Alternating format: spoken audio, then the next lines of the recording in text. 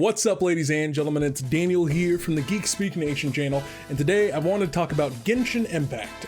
This game has been blowing up like crazy, and I think there's a lot to talk about when it comes to it. This isn't my first game that I've played by these developers. I actually played their mobile game a few years back and played that for a while, called Honkai Impact 3rd. So that was a really fun game, and a lot of it's the same premise of it being an action-adventure sort of style game with the gacha elements. So this wasn't my first rodeo with them, but seeing this being a game that has bled into the overall zeitgeist kind of gaming is pretty insane, because a lot of people are gaining their first exposure to gacha games, and I don't think it's not just gamers who are just noticing this. I think a lot of developers are going to start taking notice to what Genshin Impact is doing.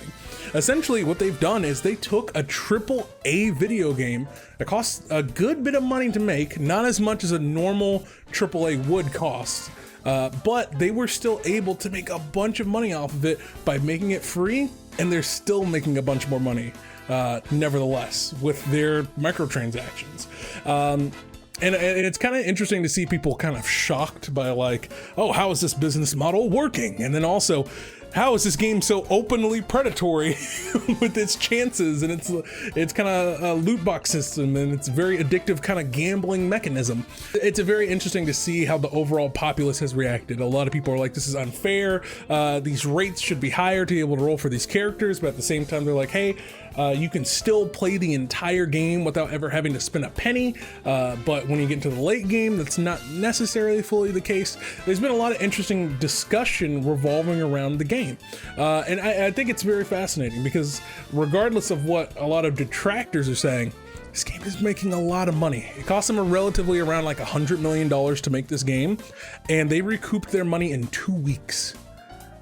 2 weeks.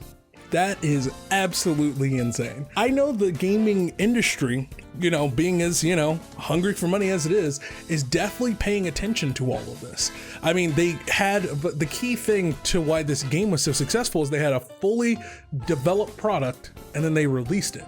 I think the true shining example of just how strong of a product it is to a lot of people is because there was no prior IP. This is a new IP straight out of China with nothing else to back it up beyond the fact that they just made this game and people really enjoyed it, and it's spread by word of mouth.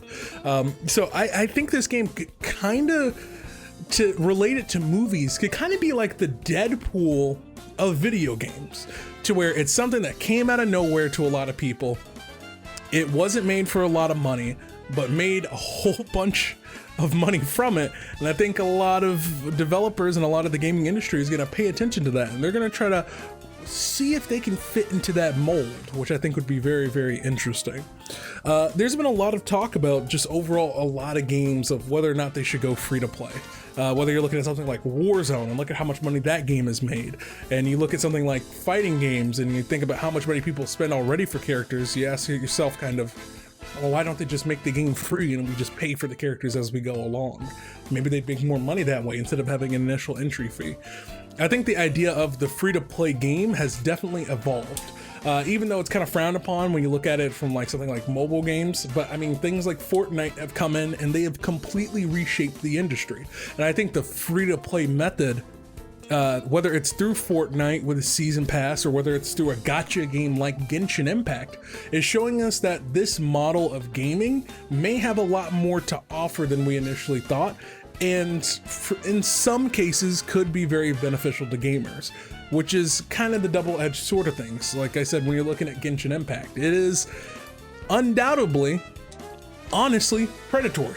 It shows you the rates and how little of a chance you actually have to do this. Overall, when I look at the game, I really do enjoy it, and I really do enjoy my experience. I've put in at least close to 30 or 40 hours into the game, and yes, I have spent money on, rolling characters and all that sort of stuff, but I never felt pressured into it. It was just genuinely, oh, I want to support this game, and I want some of these cool characters. Why not? But even still, the base characters are still enjoyable for me to use 30-40 hours into the overall experience. I think my only thing with the way that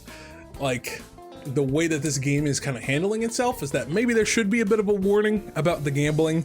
or like the addictive elements that go into you know, microtransactions for a game like this, and how it is made to kind of feed that slot machine mentality inside of a person's brain.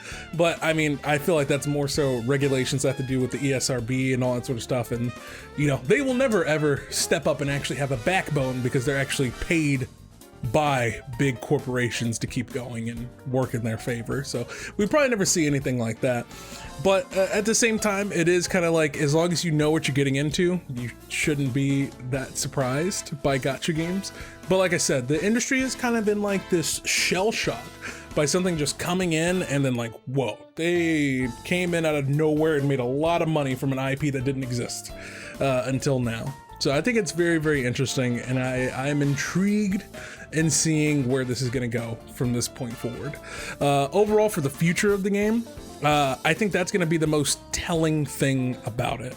I don't know if this game will ever crack like top 10s of the year by the end of the year and all that stuff, but I think the future of this game is very, very important for how a lot of other free-to-play games are going to conduct themselves, and specifically the way that the developers interact with the community through their communication methods, and what content do they end up providing for their player base in the future is going to be very, very important. You know, they're promising a lot of expansions and more areas to explore and more content to be thrown inside of the game, but at the same time, you have a very vocal part of the community who is complaining about certain things like the resin system, which they say makes the end game way too grindy or microtransaction heavy. And then you're going to have a lot of people wanting, okay, we want more than just you know, characters and skins. We want to make sure things are being properly balanced, that they're being tooled, and that the community is being listened to. Because the number one thing we don't want from the situation is free to play, they get a bunch of money, and then you don't really hear from them until there's a big update, and then they go silent again, and they don't really change a lot of the things that improve the quality of life or that the community really, really wants. Because if that's the precedent that ends up being set by them, a lot of other companies who are much more greedy would probably look at that method and be like, well, this seems pretty nice. Let's cash in on this. So yeah, I think what they do is very, very important, and I think even though a lot of people may not be paying it as much attention as they should on this game, I think that this is going to be very, very important in the future for what a lot of people might take a keen eye of, depending on how this game performs. But yeah, let me know what you think of Genshin Impact in the comment sections down below. Have you played it? It's free to play.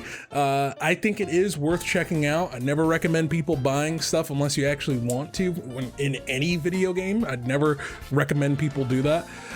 But yeah, let me know what your thoughts are on the game in the comment sections down below. And genuinely, do you think the way that I'm thinking, that possibly more developers are going to look at a game like this, or more companies or publishers are going to look at a game like this and say, hey, this model might actually work for us? Because I genuinely think about something like this for like maybe fighting games. Like, what if say the new Guilty Gear comes out and it's free to play, right? And cross-play is enabled between all platforms, all that stuff, cross-generational, yada, yada, yada.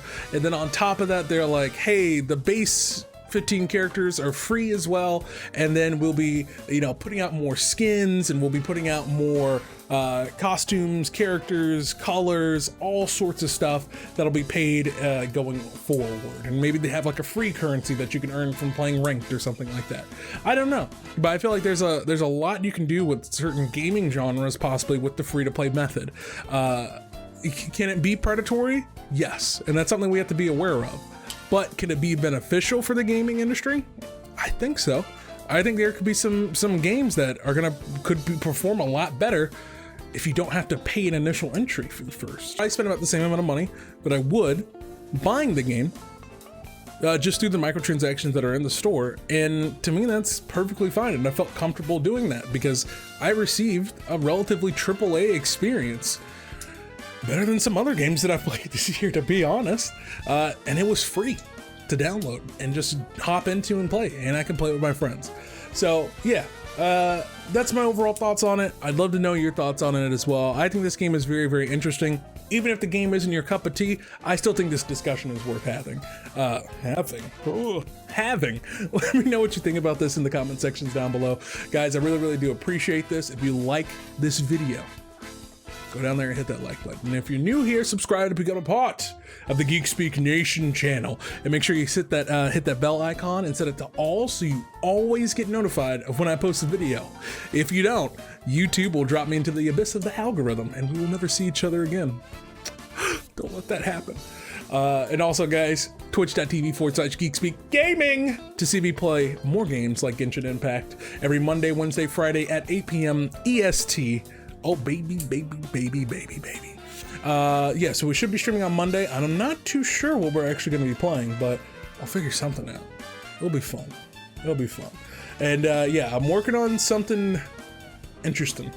For the community so that I can play games with you guys as viewers. So yeah, it's gonna be interesting. All right, guys, I really appreciate it. I'm Daniel, and don't forget to get geeky.